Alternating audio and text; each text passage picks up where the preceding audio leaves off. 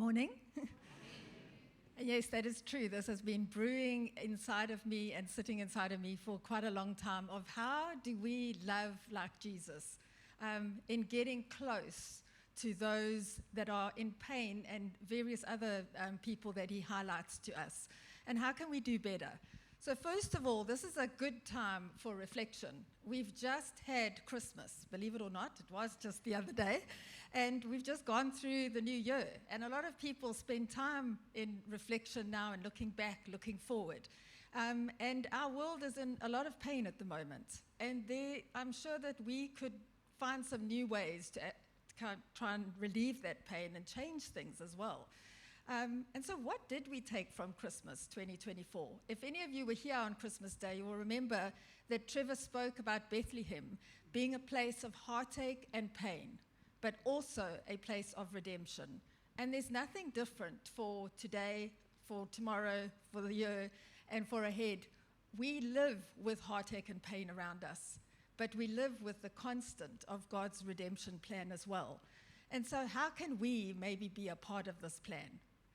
Jesus showed the greatest love possible by coming down to earth as a helpless baby, to be born in community with us, to live with us like part of the village. He wasn't in the palace with a distance from everybody.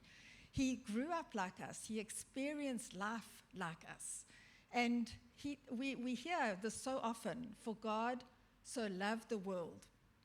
That's the whole world. And if we're going to follow him, then that's for us as well. There's no half jobs in this. It's he wants our all for all. And someone recently said that our knowledge is not going to help us to live a life of love.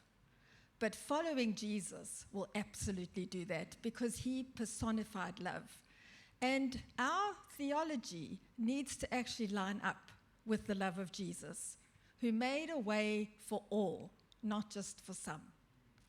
And so moving on to point 2, re-examining theology. And I've had a complete turnaround in some of the theology that I grew up from various different spaces. And in my 56 years of life, I've been through quite a few different churches. And the more I looked at Jesus and the kingdom of God, the less I could hold on to some of the things that had been normalized for me and I was socialized to believe. They just didn't add up.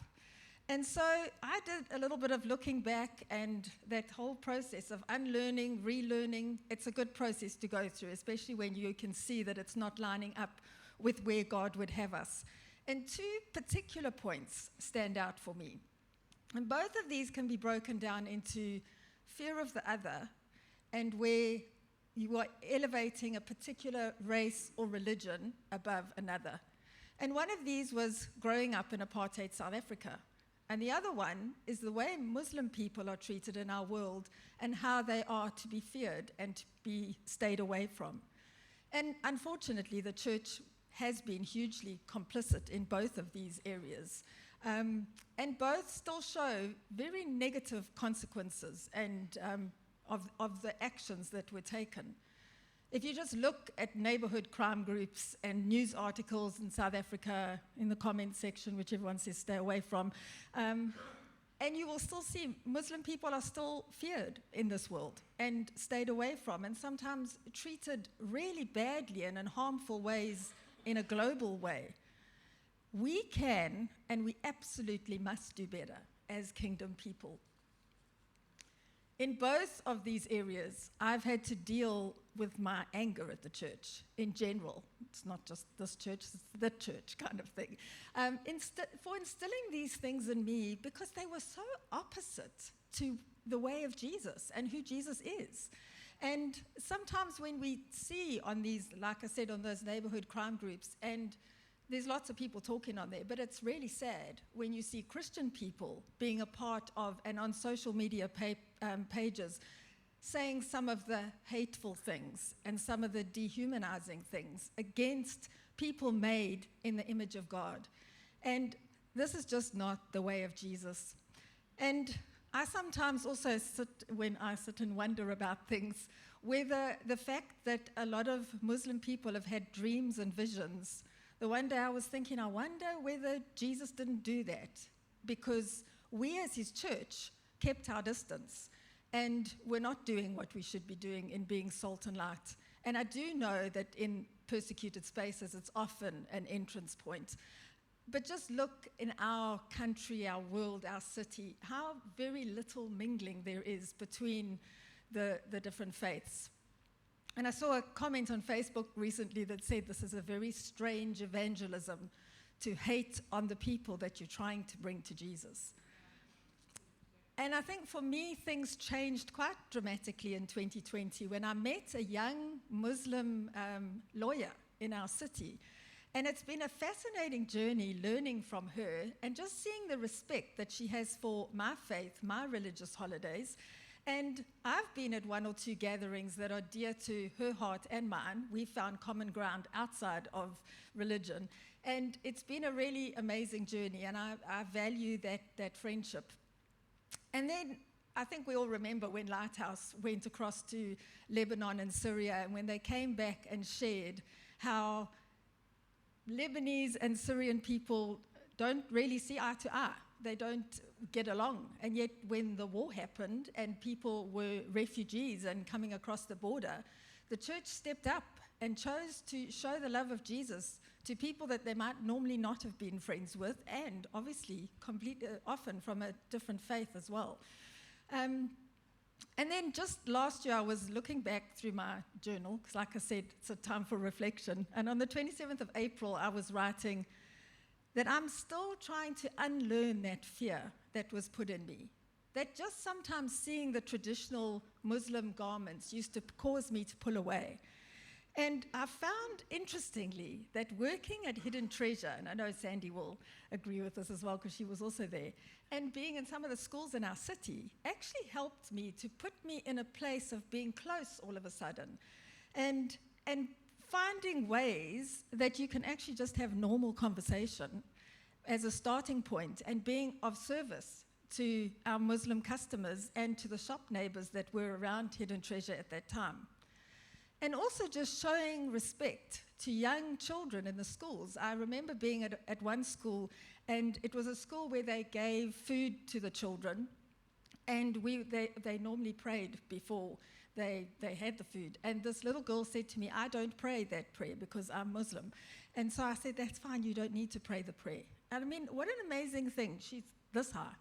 You know, to be able to show respect to a little person who's made in the image of God, who's just, you know, stating where she is and going, let's show love because it's the love that draws people in.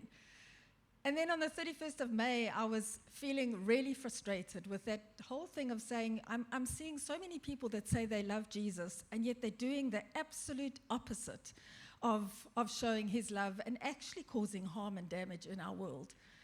And I sat there going, how can you actually read the Bible and not see the ways that Jesus showed us how to love our neighbor? And then thirdly, we need to remind ourselves of a few things. And I've got this little monkey thing here. It's funny that Mark mentioned the symbols. And this, if you had to hear that noise, I think it would be quite irritating to you, right? And sometimes when you're the person doing this, it's not so irritating to you, but it is to everyone else around you. And I think we would actually be really sad if that was the only noise that we had in our worship group. We've been spoiled. We get everything. And we get an amazing sound that comes across when we have everything in place. And so our worship is nothing without love and justice in it as well. It just becomes irritating. And people don't like being around irritating noises and people. So I'm just wanting to look a little bit at the woman at the well for a few moments. I found a fresh perspective, and I just wanted to do a little bit of a summary, but I'm first going to read John 4:4-26. Just put you down there. Jesus talks with a Samaritan woman. Now Jesus learned that the Pharisees had heard that he was gaining and baptizing more disciples than John, although in fact it was not Jesus who baptized, but his disciples. So he left Judea and went back once more to Galilee. Now he had to go through Samaria. So he came to a town in Samaria called Sychar, near the plot of ground Jacob had given to his son Joseph. Jacob's well was there, and Jesus, tired as he was from the journey, sat down by the well. It was about noon. When a Samaritan woman came to draw water, Jesus said to her, "Will you give me a drink?" His disciples had gone into town to go and buy food. The Samaritan woman said to him, "You are a Jew, and I am a Samaritan woman. How can you ask me for a drink?" For Jews do not associate with the Samaritans. Jesus answered her, "If you knew the gift of God and who it is that asks you for a drink, you would have asked him, and he would have given you living water." "Sir," the woman said, "you have nothing to draw with, and the well is deep. Where can you get this living water? Are you greater than our father Jacob, who gave us the well and drank from it himself, as did also his sons and his livestock?" Jesus answered, "Everyone who drinks this water will be thirsty again. But whoever drinks the water that I give them will never thirst. Indeed, the water I give them will become in them a spring of water welling up to eternal life." The woman said to him, "Sir, give me this water so that I won't get thirsty and have to keep coming here to draw water." And he told her, "Go, call your husband and come back." "I have no husband," she replied. Jesus said to her, "You're right when you say you have no husband. The fact is you've had 5 husbands, and the man you now have is not your husband. What you have said is quite true." "Sir," the woman said, "I can see that you are a prophet. Our ancestors worshipped on this mountain, but you Jews claim that the place where we must worship is in Jerusalem." "Woman," Jesus replied, "believe me, a time is coming when you will worship the Father neither on this mountain nor in Jerusalem. You Samaritans worship what you do not know. We worship what we do know, for salvation is from the Jews.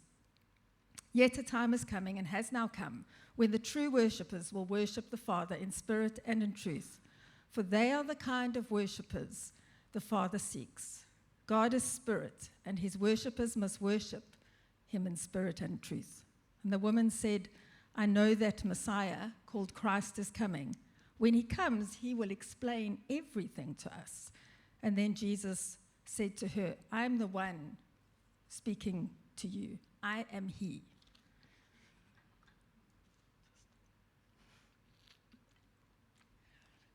So Jesus was a friend of sinners. He came for the lost. And so often we land up pulling away from people who might be walking in outright sin. And Philip Yancey said they liked being around him. They actually longed to be in his company. And that should be our mandate as well.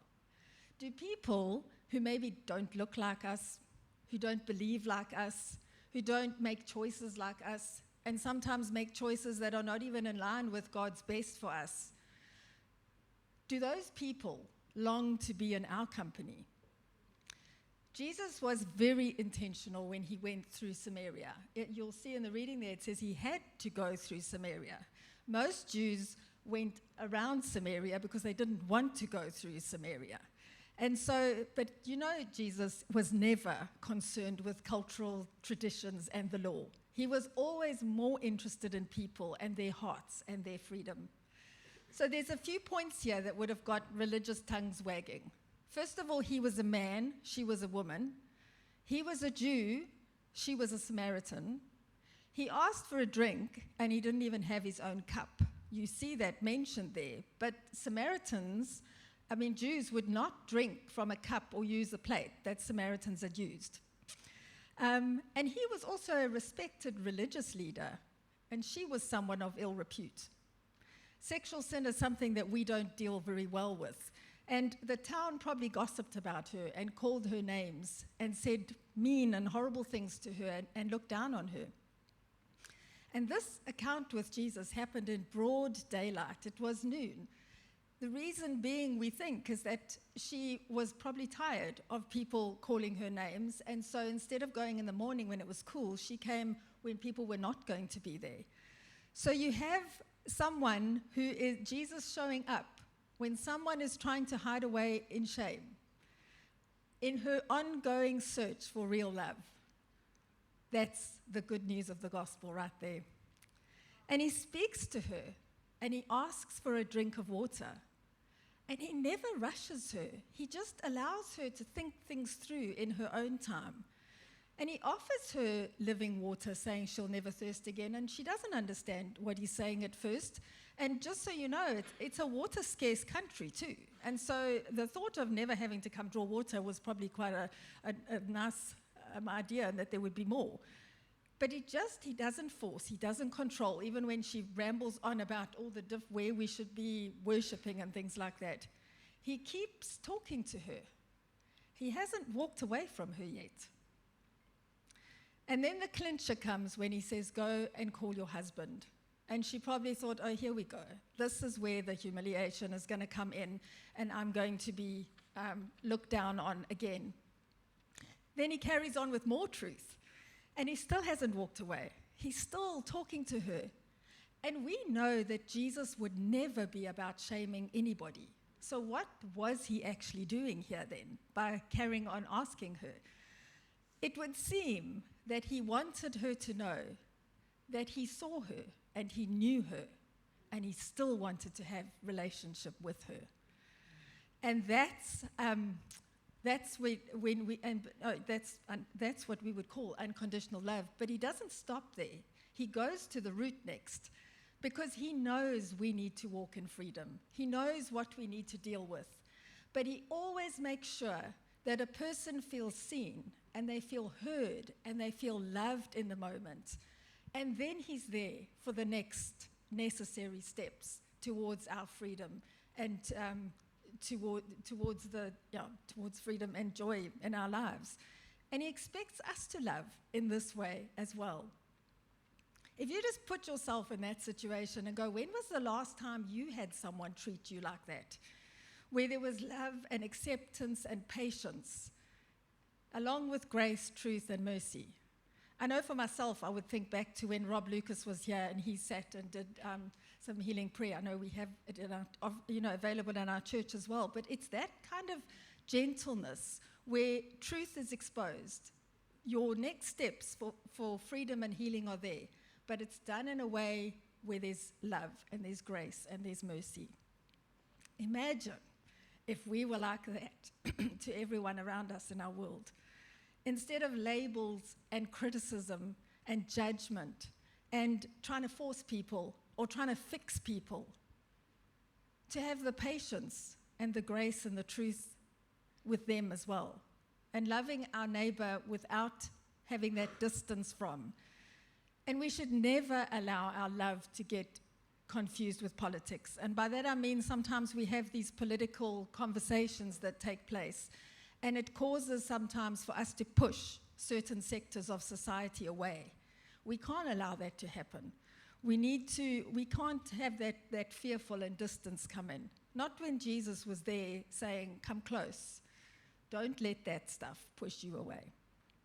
There should be nothing that is too bad in anyone for us to love them. Because Jesus loved them, and he died for them. And he wants us to go and love people too.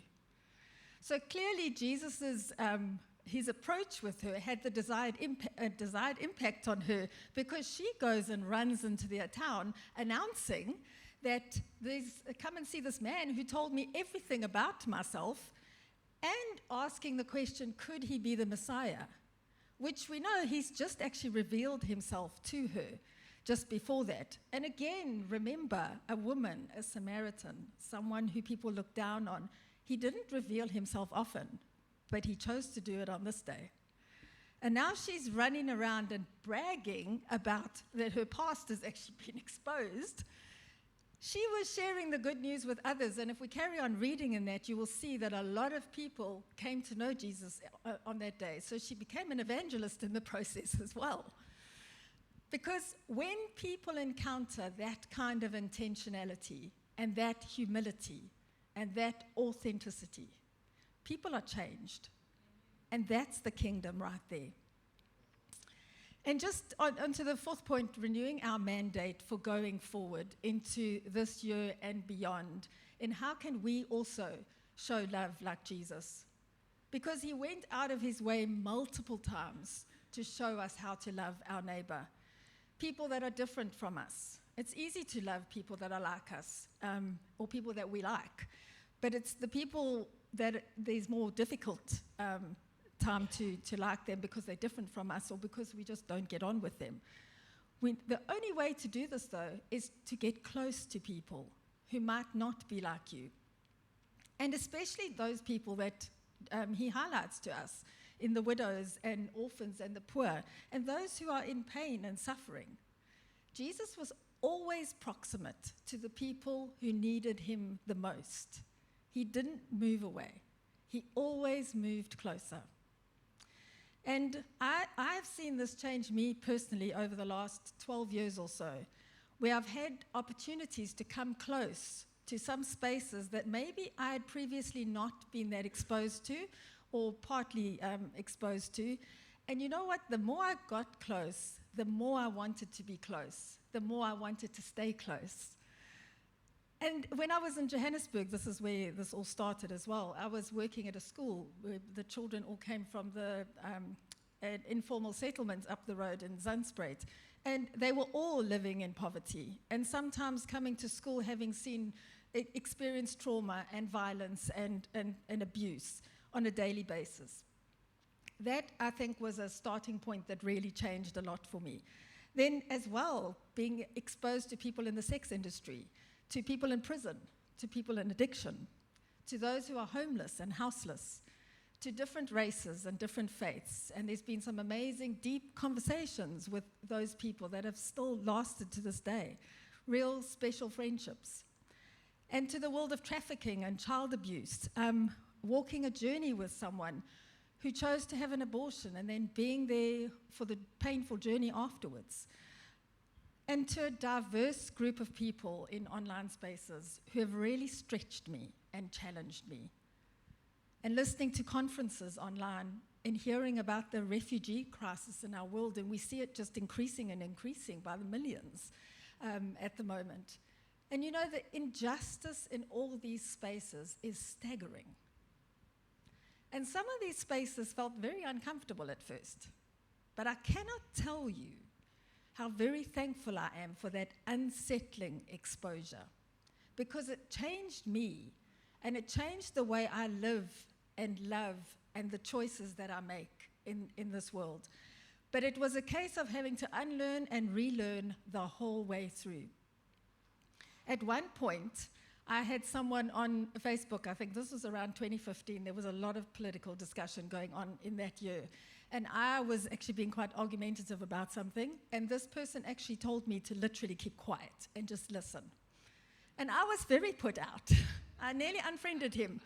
But you know what? I chose to take his advice and to actually sit back and be quiet and listen. And that changed everything for me. I just started growing in leaps and bounds because I realized that I didn't actually always have to put my point of view in the mix. It was okay to say I didn't know that, or I might be wrong, or I was wrong. You know, and it doesn't take from you. A lot of people think that when you do this kind of thing that it's going to take away from you. It gave to me in ways that I just can't explain. And anyone close to me will know that I can actually be quite stubborn, and I can have my set ways of this is wrong and right. And so this was actually a really good learning space for me to get to that point of going, it's okay to say sorry. It's okay to be wrong. I wouldn't actually have it any other way. It was a priceless journey, and it's ongoing because we are lifelong learners. And I want to stay close to that pain and that suffering, because that's where Jesus was.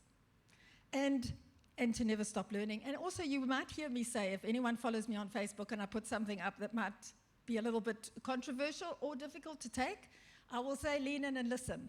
Because if you think of that thing of leaning in, it puts you in the posture of wanting to listen and hear more. And so it's an amazing thing. I know how impactful it was for me to do that, and that's why I often would want to share that with others.